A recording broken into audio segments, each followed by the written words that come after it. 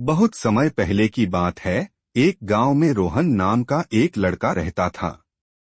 बचपन से ही वह बहुत चालाक और स्वार्थी था। जैसे जैसे वह बड़ा हुआ, उसका लालच भी बढ़ता गया। गांव में उसने एक परचून की दुकान खोल ली।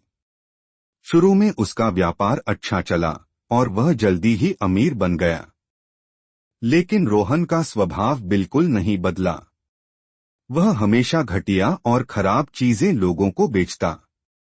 पुराने चावल को नया बताकर बेचता, खराब तेल में महक डालकर ताजा बताता।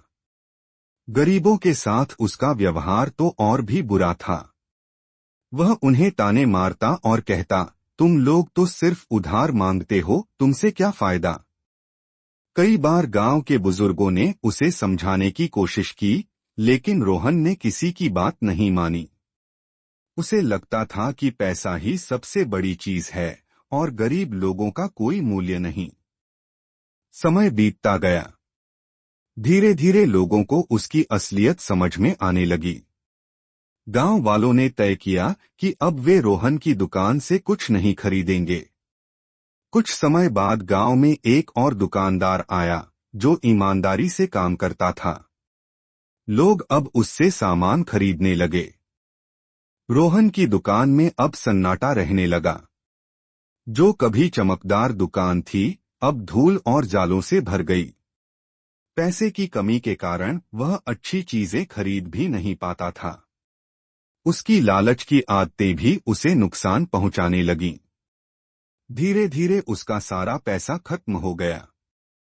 अब हालत ये हो गई कि रोहन को खुद लोगों से उधार मांगनी पड़ती थी। जिन गरीबों को वह कभी नीचा दिखाता था, वही अब उससे आगे बढ़ गए थे। रोहन अकेला, कमजोर और गरीब हो गया। एक दिन उसने गांव के मंदिर में बैठकर रोते हुए कहा, मैंने बहुत गलती की। मैंने सिर्फ पैसे के पीछे भागा और इंसानियत को भूल गया। गांव वालों ने उसकी बात सुनी और उसे माफ कर दिया, लेकिन उन्होंने उसे समझाया कि ईमानदारी और सम्मान सबसे बड़ी पूंजी